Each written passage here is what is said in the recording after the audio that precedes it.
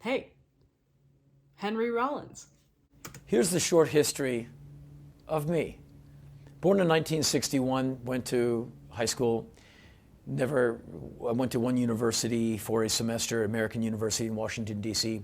Didn't like it, knew I couldn't afford 4 years of student loan. Didn't want to hang out with people who were enraptured by Stroh's beer and marijuana. This wasn't going to be for me. So I hit the streets and pursued the minimum wage jobs that I'd had all through high school.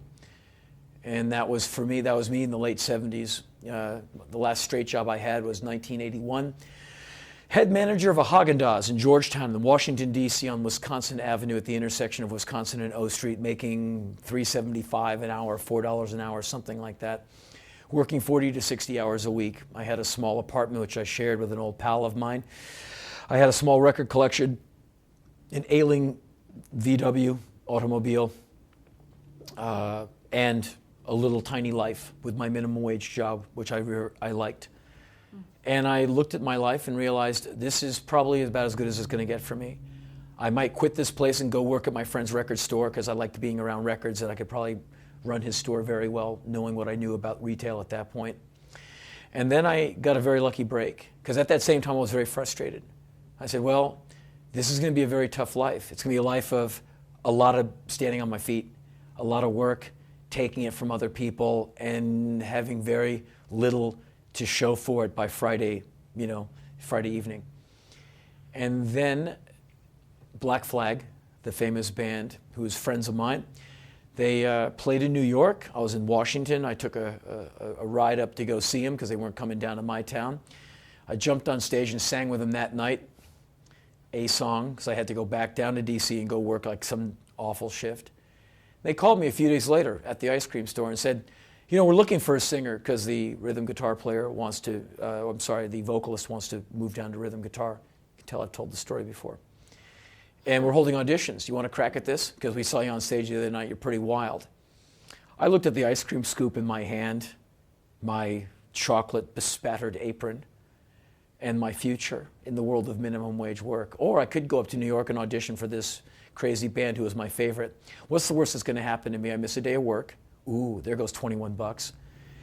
And I get humiliated in front of my favorite band. Yeah, humiliation and young people kind of go together. I was used to it. And so I took a train up there. I walked into this practice place in the East Village. I'm standing there with the band with a microphone in my hand. They said, pick the tune. And I sang every song they had, improvising most of it. 2 times through, we did the set. They said, okay, you have a seat. We're going to go have a band meeting, whatever that means. And they came back like 10 minutes later, said, okay, you're in. I said, what do you mean? They said, you're the singer in Black Flag. I said, so what do? They go, you quit your job, you pack your gear, you meet us on the road. Here's the tour itinerary, here's the lyrics. We'll see you soon. So, fairly numb, I went back down to Washington with this passel of lyrics in my hand. Went to my boss and said, I'm not exactly quitting, but here's this thing that happened. And he said, it's your shot. I said, yeah. He said, take it. Not many bosses would be that understanding, I feel. Also, I can appreciate a good storyteller. He's compelling. Do you guys like Black Flag? You let me know. And that was late July 1981, about 30 some years ago. And that's what happened to me. I won the lottery. And I was in this band, Black Flag, for years, made a lot of records, played a lot of shows, learned a lot, started writing, started a publishing company in that time. And in the 80s, Hollywood directors started coming to me like, you're crazy, can you act? I'm like, yeah, I'm starving, can you pay? I mean, I'm looking for work. And never forgetting what I have to go back to. $8, Haagen-Dazs. So I said yes to every acting job, yes to every audition, worked on my little publishing company, started doing poetry readings and speaking dates. In the 90s, want to do a voiceover? Yeah. And so I said yes to everything, worked like a crazy man, realizing guys like me fail most of the time. So I was around a lot of great bands, and rarely did they get over the wall. People much more talented than I'll ever be. I don't have talent, I have tenacity. I have discipline, I have focus, and I know without any illusion where I come from and what I can go back to. Wow. This is a humble story. Also, that last bit reminds me of a book called Grit that explores why some people succeed while others fail in life. It's curious because the author explains that it's not about talent or luck, it's about perseverance.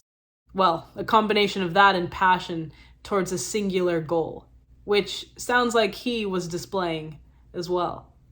And in the book, she goes over how there is scientific evidence that grit can grow. So it doesn't necessarily have to be a trait that someone is born with. It's a very positive book. I'll link you the title down below. For me, he's epitomizing this saying that goes, if you're hungry enough, you'll figure it out. But if you live your whole life well fed, you might not have the grit. You'll have to let me know what you think about that. And that's why I said a while ago, in the 80s, I saw what was happening with money. I was watching it shift very quickly. I was watching the middle class go away. And I was a 23-year-old maniac, but I got it. And that's when I realized you better get plan B, C, D, E, F, and G, otherwise you're going to starve to death in the America. The America is not a place you live in, it's a video game that you survive. You know, I'm not only an American, I'm an Americanist. I survive America in spite of what it wants to do to people like me.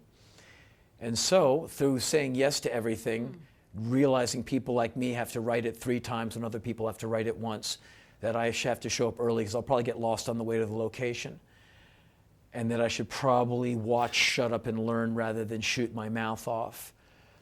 I am where I am right now, which is a vastly different position than I was 30 years ago, 20 years ago, and 10 years ago. So it is basically a story of a lot of luck, but taking advantage of opportunity, working really damn hard, knowing there was no choice for me but to work really hard. And that's it. And that's not a unique story. What was unique is I got to be in my favorite band. Like, they came to me and said, hey, we're auditioning people. I was like, because had they not plucked me out of Washington, D.C., a great town, what would have happened to me?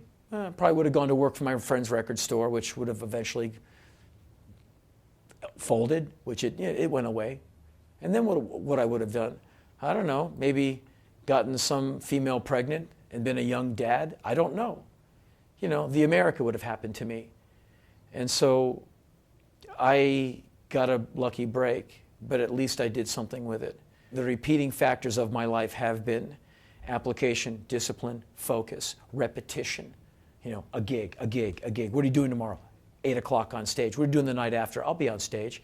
What about 2 months from now? I'll be still on that same tour because I manage myself. I know where I'm going. I might not finish it. I might not survive it, but I'm the one booking it. Ah, I loved it. I'm not an American, I'm an Americanist.